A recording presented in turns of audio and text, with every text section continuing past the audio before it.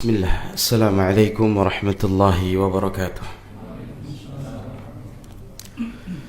Innal hamdalillah nahmaduhu wa nasta'inuhu wa nastaghfiruh wa na'udzu billahi min shururi anfusina wa sayyiati a'malina. Man yahdihillah fala mudilla lahu wa man yudlil fala hadiya lahu. وأشهد أن لا إله إلا الله وحده لا شريك له وأشهد أن محمدا عبده ورسوله. اللهم صل وسلم على نبينا محمد وعلى آله وأصحابه أجمعين. يا أيها الذين آمنوا اتقوا الله حق تقاته ولا تموتن إلا وأنتم مسلمون. أما بعد. Kaum muslimin, para hadirin rahimani wa rahimakumullah. Insyaallah malam ini kita akan lanjutkan kajian kita membahas kitab hadis Al-Adabul Mufrad yang disusun oleh Al-Imam Al-Bukhari rahimahullahu ta'ala. Terakhir kita membahas bab yang ke-19, yaitu bab birrul walidain ba'da mautihima. Bab berbakti kepada kedua orang tua setelah mereka wafat. Bab ini membuka pintu bagi kaum muslimin, terutama yang orang tuanya telah tiada. Maka di sini masih terbuka pintu bagi mereka untuk berbakti kepada kedua orang tua walaupun orang tuanya telah tiada, kedua-duanya atau salah satu dari keduanya. Masih ada pintu untuk berbakti kepada mereka. Di antara cara berbakti kepada kedua orang tua yang telah meninggal, yang pertama beristighfar, memohon ampun kepada Allah untuk orang tua.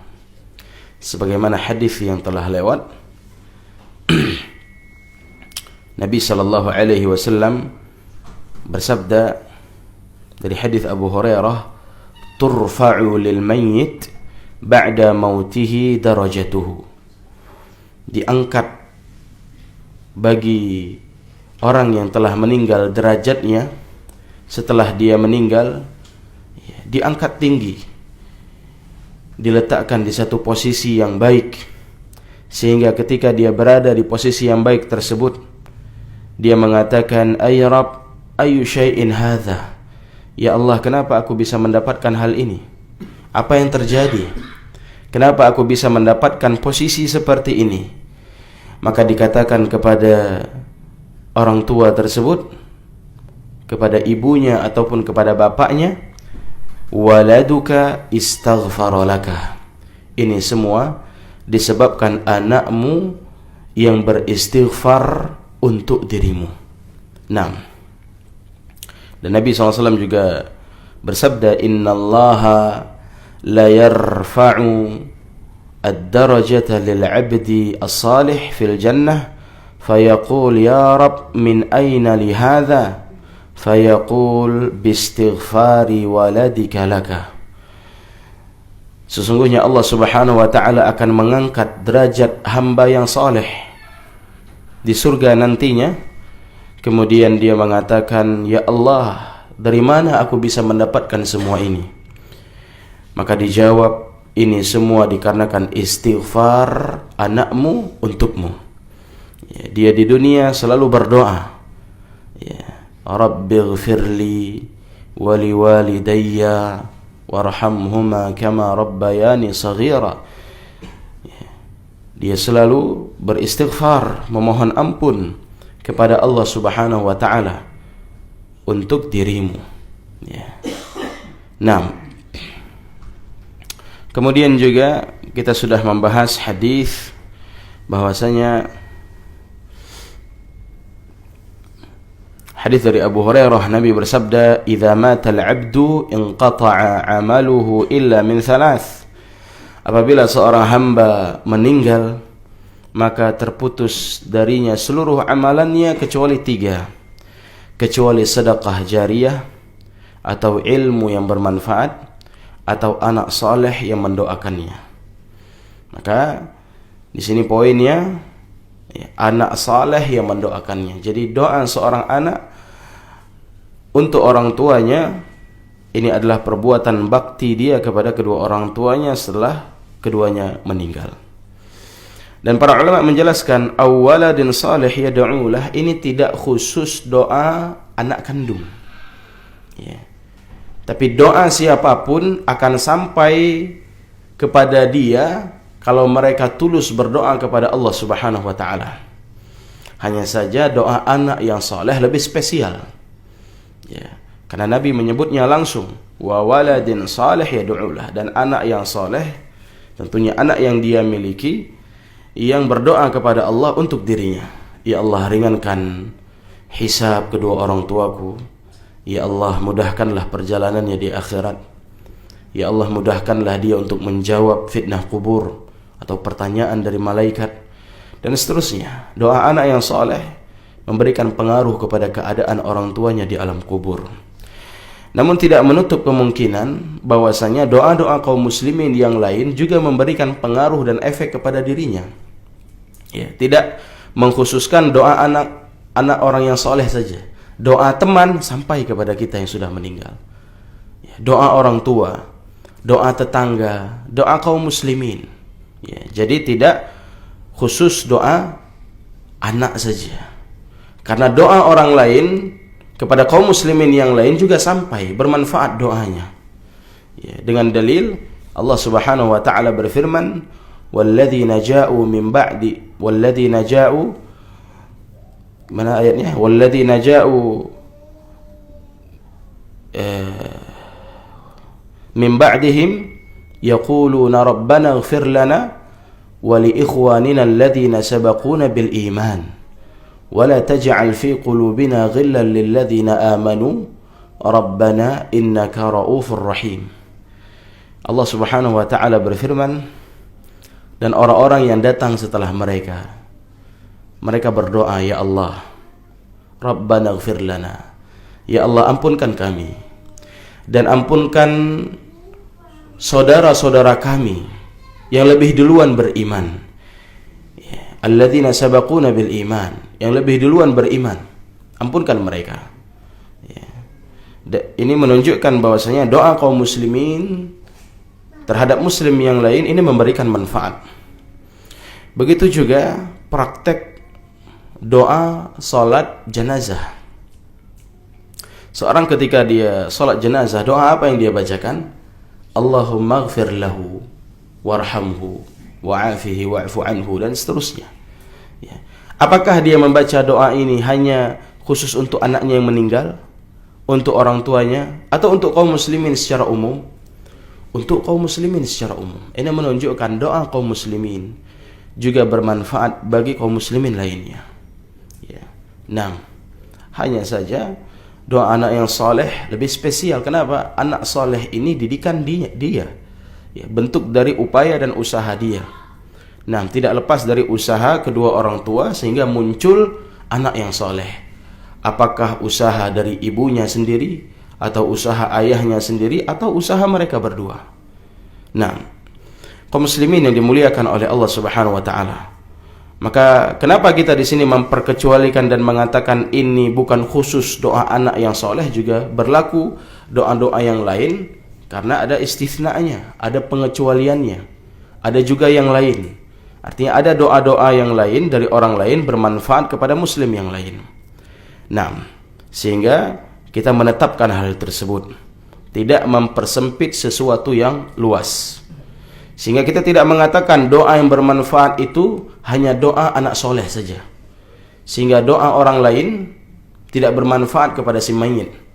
Doa kita, kalau kita berdoa kepada Allah Subhanahu wa taala untuk teman kita, misalkan Abdullah yang telah meninggal, dia hanya teman kita, ya, maka kita katakan doa kita itu enggak akan sampai ke Abdullah. Salah. Doa kita juga akan sampai dan memberikan manfaat dan kebaikan untuk si Abdullah yang telah tiada. Nah, selama dia ikhlas berdoa kepada Allah Subhanahu wa taala, benar-benar meminta kepada Allah Subhanahu wa taala. Baik. Kemudian hadis yang terakhir dari bab ini itu hadis Ibnu Abbas, anna rajulan qal ya Rasulullah inna ummi tuwfiyat wa lam tusi. Naam. Afayanfa'uha an atasaddaq anha? Qala na'am. Dari Ibnu Abbas, ada seorang lelaki yang bertanya kepada Rasul sallallahu alaihi wasallam, "Ya Rasulullah, sesungguhnya ibuku telah wafat. Ibuku telah wafat. Namun dia belum sempat berwasiat. Belum sempat berwasiat. Walam tusi. Afa yanfa'uha an atasaddaq anha? Apakah bisa bermanfaat sedekah yang aku berikan atas nama dirinya?" Qala na'am. Nabi mengatakan, iya, bermanfaat. Engkau bersedekah atas nama kedua orang tuamu. Saya bersedekah dengan uang atau dengan makanan atau dengan material untuk membangun pesantren, membangun sekolah, atau membangun lembaga pendidikan Islam, atau membangun masjid, atau membangun rumah du'afa, ya, atau bersedekah untuk kebutuhan fakir miskin, ya, menutup hajat mereka dan seterusnya. Sedekah-sedekah ini yang di atas namakan nama kedua orang tuamu, dimasukkan nama kedua orang tuamu di situ, maka akan memberikan manfaat kepada kedua orang tua. Ya. Dan ini tidak boleh diperluas, dikiaskan kemana-mana. Ya. Tidak boleh dikiaskan kemana-mana. Oh, berarti kalau sedekah atas nama orang tua bisa sampai, amalan-amalan lain juga sampai. Tidak boleh dikiaskan kepada amalan yang lain kecuali ada dalilnya. Ya, sebagaimana tadi kita katakan terhadap doa, doa anak yang soleh. Ya, berarti hal-hal yang lain, doa selain doa anak masuk atau tidak, bermanfaat atau tidak untuk kaum muslimin, bermanfaat. Karena ada dalilnya. Doa kaum muslimin pun juga bermanfaat kepada dirinya kalau dia berdoa kepada Allah Subhanahu wa taala. Dalilnya ada dalam Al-Qur'an. Dalilnya ada dalam hadis. Tapi kalau tidak ada dalilnya yang memperkecualikan, maka kita tidak boleh memperluasnya. Karena kalau diperluas repot. Ya. Berarti sedekah ini bisa dikiaskan ke sholat misalkan. Ya. Ini saya tadi barusan sholat maghrib berjamaah. Saya sholat maghrib lagi untuk saya kirimkan pahalanya untuk orang tua saya. Nggak boleh. Ya, tidak boleh dikiaskan kemana-mana kecuali ada dalilnya. Ya, ada anjurannya, itu beda. Ya, diperkecualikan itu beda. Tapi kalau tidak ada keterangannya, maka dia tidak boleh mengkiaskannya kepada yang lain kecuali ada pendukungnya. 6. Karena kalau dikiaskan repot nanti. Ya, saya bisa kirim ini, kirim pahala ini, kirim pahala amalan ini. Ya. Kecuali yang memang ada ya, dalilnya dari Nabi sallallahu alaihi wasallam. Nah, dan di dalam hadis ini disebutkan inna ummi tufiyat wa lam tusi. Ibuku telah meninggal dan belum sempat berwasiat. Maka di antara faedah yang bisa kita ambil ada bolehnya berwasiat ataupun meninggalkan wasiat kepada ahli waris, anak-anak ataupun kaum muslimin. Kepada teman boleh ya memberikan wasiat. Nah, dan apabila wasiatnya itu berupa pesan-pesan, ya, banyak wasiat itu bisa bentuk wasiat itu harta, pembagian harta, atau wasiat-wasiat yang lain, pesan-pesan yang harus disampaikan. Nah, untuk dijalankan. Adapun harta, maka siapa yang berwasiat dengan hartanya agar diberikan kepada seseorang atau dihibahkan atau diinfakkan, maka wasiat tersebut tidak boleh lebih dari sepertiga. Tidak boleh lebih dari sepertiga. Umpamanya dia meninggalkan harta sebanyak 100 juta. Kemudian dia berwasiat, ya, wahai anakku, dengarkan wasiat ibumu ini. dengarkan wasiat ayahmu ini. Ayah tinggalkan uang 100 juta. Maka tolong 50 jutanya, ya, saya wasiatkan kepada kamu wahai anakku, agar engkau infakkan ke masjid 50 juta. Maka ini nggak boleh dijalankan, ya, karena sudah melebihi sepertiga, karena sudah setengah itu berarti. Nah, maka dia kurangi sepertiga atau kurang dari sepertiga, ya, karena ini sudah menyelisih. Karena dulu Sa'ad bin Abi Waqqas ketika menimpa dirinya sakit yang berat dan dia merasakan sepertinya aku akan wafat dengan sakit ini, sungguh sakit, kata Sa'ad bin Waqqas. Maka dia mengatakan kepada Nabi sallallahu alaihi wasallam, "Ya Rasulullah, sepertinya aku akan wafat. Aku sudah lemah sekali, menderita dengan penyakit ini. Ya. Dan hartaku banyak. Wala yarithuni illa banatun li." Dan tidak ada yang mewarisi hartaku kecuali putriku seorang. Ya, istrinya enggak ada. Anak-anak laki-laki nggak ada, dia cuma punya anak perempuan 1 orang, dan hartanya banyak. Ya. Nah, dia ingin menginfakkan seluruh hartanya. Kata Nabi Shallallahu Alaihi Wasallam, jangan. Ya. Kata dia, bagaimana kalau setengah? Ya. Kata dia, setengah juga jangan. Kata Nabi SAW, setengah jangan. Ya. Wa kaifa bitsuluts? Bagaimana kalau sepertiga? Kata Nabi SAW, "Fathuluts ats-thulutsu katsir." Kalau sepertiga, sepertiga itu sudah banyak. Artinya Nabi SAW mengiyakan boleh kalau sepertiga, dan sepertiga itu sudah banyak. Ya. Dia ingin menginfakkan seluruh hartanya. Ya. Nabi larang, jangan. Setengah, Nabi larang, jangan. Ya. Sepertiga itu bolehlah. Dan sepertiga itu sudah banyak, kata Nabi SAW. Ya.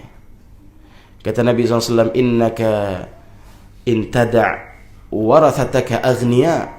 Sungguhnya engkau, wahai Sa'ad bin Abi Waqqas, sekiranya engkau meninggalkan ahli warismu dalam keadaan mereka aghniya, dalam keadaan mereka berkecukupan, khairun min antada'.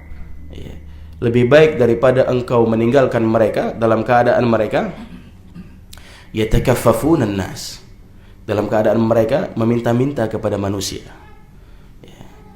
Engkau meninggalkan ahli warismu dalam keadaan mereka berkecukupan, ada harta untuk menyambung hidup mereka, itu lebih baik daripada engkau meninggalkan ahli warismu walaupun putrimu seorang. Ya, daripada engkau meninggalkan mereka dalam keadaan mereka miskin sehingga meminta-minta kepada manusia. Karena harta waris, harta kita yang kita wariskan kepada anak, di dalam agama itu dianggap sebagai infak. Ya, sebagai infak di jalan Allah Subhanahu wa taala. Dan sebaik-baik infak diberikan kepada keluarga.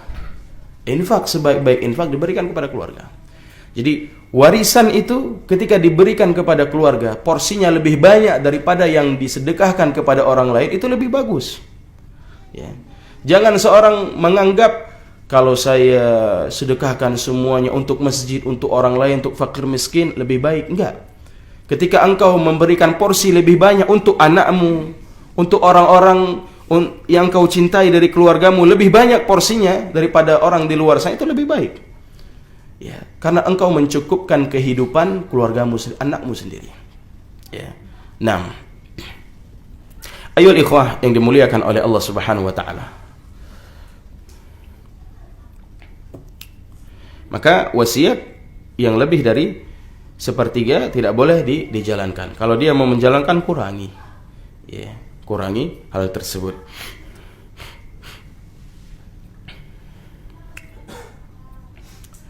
Dan ahli waris tidak boleh mendapatkan wasiat harta.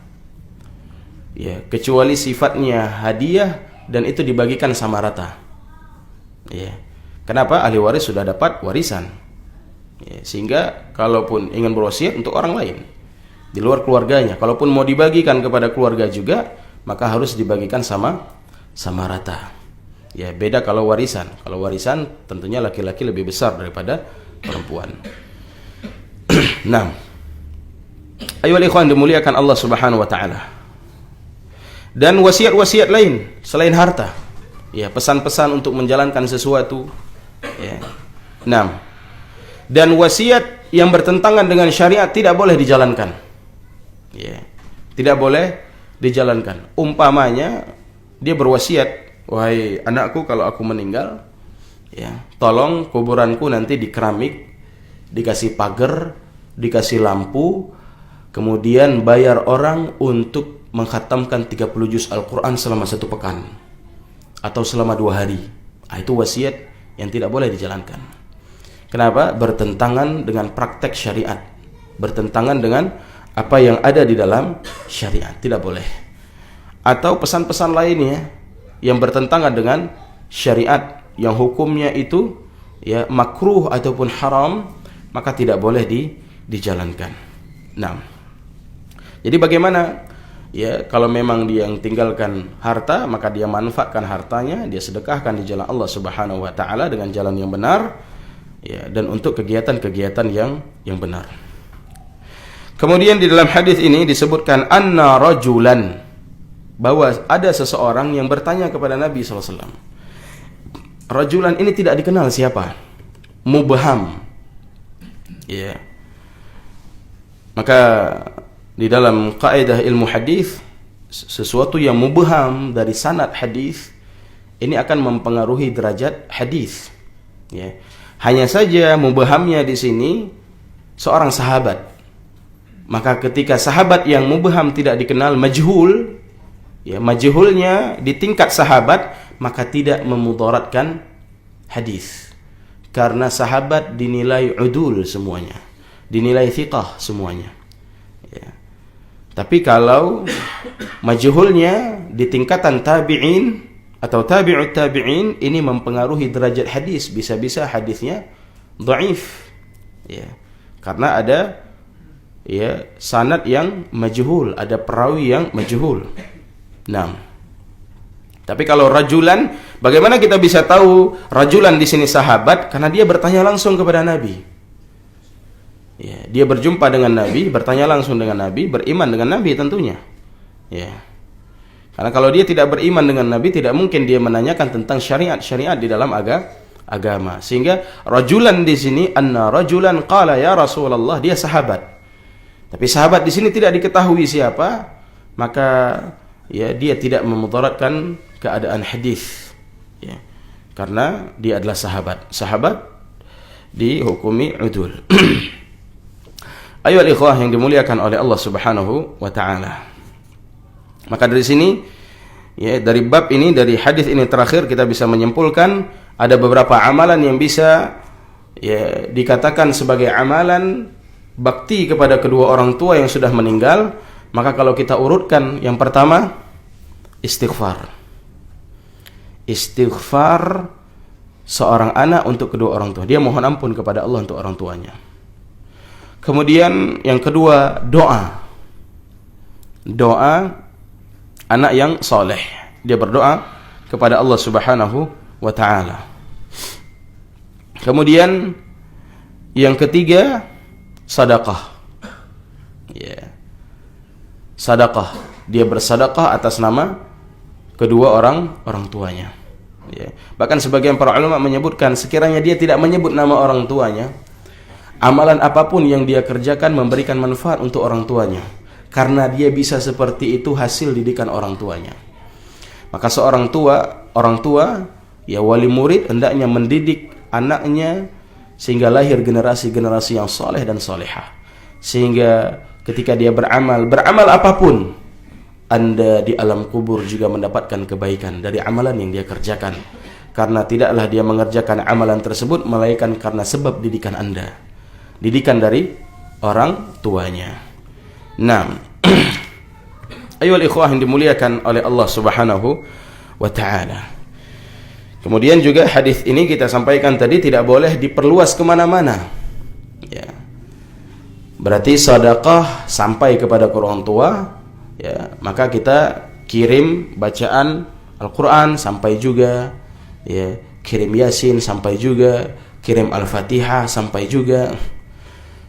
Kemudian hal-hal yang lain ini tidak boleh diperluas kecuali dengan dalil. Nah, taib, bab yang ke-20, bab birru man kana yasiluhu abuh. Bab berbuat baik kepada orang-orang yang punya hubungan dengan bapaknya. Ya, kita berbuat baik kepada orang-orang yang dekat ataupun berteman dengan ayah kita. Ayah kita punya teman baik. Kemudian ayah kita meninggal, maka kita juga berbuat baik kepada teman ayah kita tersebut sebagaimana ayah kita berbuat baik kepada dirinya. Ya, dan itu cara juga berbakti kepada kedua orang tua yang telah meninggal. Ya, kita tetap melanjutkan hubungan dengan teman-teman dan kerabat-kerabat ayah, ya, setelah dia meninggal, dan itu cara berbakti kepada kedua orang tua yang telah meninggal. Taib. Disebutkan di sini, walaupun hadis yang ke-40 ini dhaif, kita bacakan, nanti akan kita sebutkan riwayat yang sahihnya. An Abdullah bin Dinar, dari Abdullah bin Dinar, an Ibnu Umar, dari Ibnu Umar. Ibnu Umar berarti anak Umar bin Khattab. Marra a'rabi fi safarin. Ibnu Umar menceritakan suatu hari lewat a'rabi, Arab Badui, ya, di sebuah perjalanan. Fakana abul a'rabi sadiqan li Umar, di mana bapak A'rabi ini, bapaknya Arab Badui ini, teman dekatnya Umar. Ya. Berarti Ibnu Umar tengah menceritakan bapak A'rabi ini, bapak orang Badui ini, teman dekatnya ayahku. Ya. Radhiyallahu an. Faqala al-A'rabi, maka A'rabi itu mengatakan kepada Ibnu Umar, alasta bna fulan? Ya. Bukankah engkau anaknya si fulan? Itu anaknya Umar, ya. Qala bala, iya, aku anaknya Umar. Fa amara lahu Ibnu Umar bihimar kana yastaqibu, maka Ibnu Umar, ya, memerintahkan untuk menghadiahkan kepada Arab Badui tersebut, ya, memberikan untuknya seekor himar yang sedang dia bawa di dalam safarnya. Wa naza'a imamatahu an ra'sihi fa'atahu. Kemudian Ibnu Umar melepas imamahnya, melepas sorban. Ya. Sorban yang dipakai oleh, ya, imamah itu kain yang diikat di kepala. Ya, itu disebut dengan imamah. Ya, imamah, nama imamah itu kalau di kepala, kalau diikat. Kalau tidak diikat bukan imamah namanya. Nah, imamah. Ya. Maka Ibnu Umar melepas imamahnya yang ada di kepalanya dan dihadiahkan kepada A'rabi tersebut. Faqala ba'du man ma'ahu, maka sebagian orang yang bersama Ibnu Umar mengatakan, ama yakfihi dirhaman? Ya. Wahai Ibnu Umar, ama yakfihi dirhaman? Ya. Apa enggak cukup engkau memberikan untuk dia 2 dirham saja? Ya, 2 perak saja, 2 dirham. Ya. Kenapa harus dikasih keledai, dikasih sorban banyak kali? Ya, berapa duit itu? Kan gitu. Ya. Kalau memang dia peminta-minta, kasih saja 2 dirham. 6. Selesai. Tapi Ibnu Umar mengatakan, qala Nabi SAW, Nabi SAW mengatakan, ihfad wudda abika la taqta'hu fayutfi'ullah nurak. Jagalah hubungan baik bapakmu, ya, terhadap teman mereka, terhadap temannya, dan jangan engkau putus, maka Allah akan memadamkan cahayamu. Ya. Jadi kenapa Ibnu Umar sampai memberikan, ya, kepada Badui tersebut seekor himar, kemudian diberikan lagi imamahnya, ya. Karena Nabi SAW suruh untuk menjaga hubungan. A'rabi itu bapaknya teman dekat bapakku. Ya. Maka demi menjaga hubungan mereka berdua, aku berbuat baik kepada mereka, berharap ini menjadi menjadi baktiku untuk ayahku, yaitu Umar bin Al-Khattab. Namun hadis ini melalui jalur periwayatan ini dari sanad yang dibawakan oleh Imam Bukhari ini dhaif. Namun kisah ini benar. Kisah ini benar, di mana Ibnu Umar memberikan himar dan memberikan imamahnya kepada badui tersebut. Benar kisah ini. Dhaif itu dari sisi sabda Nabi SAW, ihfad wudda abika la taqta'hu fayutfi'ullahu nurak. Itu yang dhaif, kalimat itu. Kisahnya benar. Kita lihat di sini hadis yang kedua. An Abdullah bin Dinar atau an Abdullah bin Dinar an Ibnu Umar, dari orang yang sama, Ibnu Umar juga. An Rasulillah sallallahu alaihi wasallam, dari Rasul sallallahu alaihi wasallam, beliau bersabda, inna abarral bir an yasila rajulu ahla wudda abih. Sesungguhnya perbuatan yang paling baik, an yasila rajul, di mana seseorang menyambung hubungan yang pernah disambung oleh bapaknya terhadap temannya. Karena bapaknya sudah tiada, dia yang menyambung. Dia menggantikan posisi bapaknya untuk melanjutkan persahabatan dengan teman bapaknya tersebut. Jadi kalau kita mau kaitkan dengan cerita di atas, cocoknya hadis yang ini dinaikkan ke atas. Dan sabda Nabi tadi yang dhaif itu dihapus. Cerita tentang Ibnu Umar memberikan hadiah kepada A'rabi itu sahih. Hanya saja lafaz di bawahnya itu yang dhaif. Jadi lafaz yang benar dari lisan Nabi sallallahu alaihi wasallam yang benar adalah lafaz ini. Inna abarral bir an yasilar rajul ahla wudda abih. Sehingga kalau kita kaitkan dengan cerita di atas, wahai Ibnu Umar, bukankah dengan 2 dirham saja cukup? Apa enggak cukup dengan 2 dirham saja yang kau berikan kepada badui tersebut? Maka alasan yang benar, jawabannya, sesungguhnya Nabi SAW bersabda, inna abarral bir an yasila rajul ahla wudda abih. Sungguhnya perbuatan yang paling baik engkau menyambung hubungan terhadap teman-teman bapakmu. Jadi dikarenakan punya hubungan dengan bapak kita berbuat baik dengannya. Ayah kita sudah tiada, maka cara kita berbuat baik kepada ayah kita, berbakti kepada ayah kita dengan menjalin hubungan kepada orang-orang yang dekat dengan ayah kita.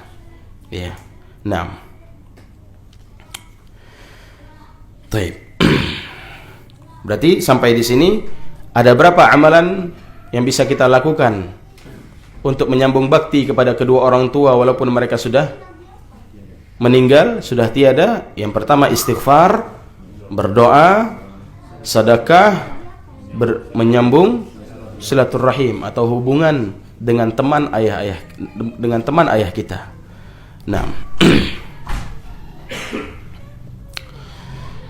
Taib. Kemudian bab selanjutnya, bab yang ke-21, hadis yang ke-42, itu juga hadis yang dhaif. Di bab yang ke-22, hadis ke-43, itu juga hadis yang dhaif tentang al-wuddu yutawarath. Kasih sayang itu akan berkelanjutan. Secara makna memang benar. Nabi SAW disebutkan di situ, innal wudda yutawarath. Kata Nabi SAW, sesungguhnya kasih sayang itu akan berkelanjutan, akan mewarisi kepada orang-orang yang ada di bawahmu. Tapi hadis ini dhaif dari sisi isnad. Tapi kalau dilihat kenyataannya banyak terjadi memang yang namanya kasih sayang itu berkelanjutan, akan mewarisi. Misalkan gini, saya mengasihi atau mencintai si fulan, baik dengan si fulan. Maka orang-orang yang di bawah saya, anak-anak saya, saudara-saudara saya, otomatis dia juga akan senang dengan orang-orang yang saya senangi. Maka ini kasih sayang akan berkelanjutan. Sebagaimana juga ya permusuhan akan berkelanjutan. Karena kita mengibarkan permusuhan dengan si fulan, akhirnya nanti saudara-saudara kita, anak-anak kita juga menebar kebencian dengan si fulan. Kenapa? Bapakku dulu paling benci dengan dia. Ya. Maka aku pun tidak suka dengan dia. Begitu juga sebaliknya. Kalau dia menebar kasih sayang, maka kasih sayang akan berkelanjutan. Walaupun hal itu tidak secara mutlak. Tidak secara mutlak. Nah. Kemudian bab yang ke-23. Sudah azan. Ya, bab larangan kepada seseorang memanggil nama bapaknya. Atau ya, wala yajlis qablahu, ya, duduk ya sebelum orang tua duduk, atau berjalan di depan di hadapannya. Ini ada 3 larangan. Tidak boleh memanggil orang tua dengan namanya. Ya. Dan itu mungkin jarang, tapi orang Arab sering seperti itu. Kalau kita habis gitu. Orang Arab sering seperti itu, memanggil pamannya, memanggil orang tuanya sendiri, memanggil abangnya itu dengan nama. Ya. Nah, itu hal yang biasa berjalan di tengah-tengah orang Arab. Maka di sini ada larangannya. Ya, karena itu bagian dari adab kepada orang tua. Dan tidak boleh duduk sebelum dia duduk. Artinya kita persilahkan dia duduk. Ya. Dan tidak berjalan di hadapannya. Ya, main nyelonong aja gitu. Ya, insyaallah ini akan kita bahas di pertemuan yang akan datang. Ya, siapa yang punya PDF-nya atau aplikasinya, nanti bisa dilihat hadis-hadis dhaif yang tidak kita singgung tadi, bisa dilihat terjemahannya. Nah, subhanakallah bihamdik wa asyhadu an la ilaha illa anta wa astaghfiruka wa atubu ilaik. Wassalamualaikum warahmatullahi wabarakatuh.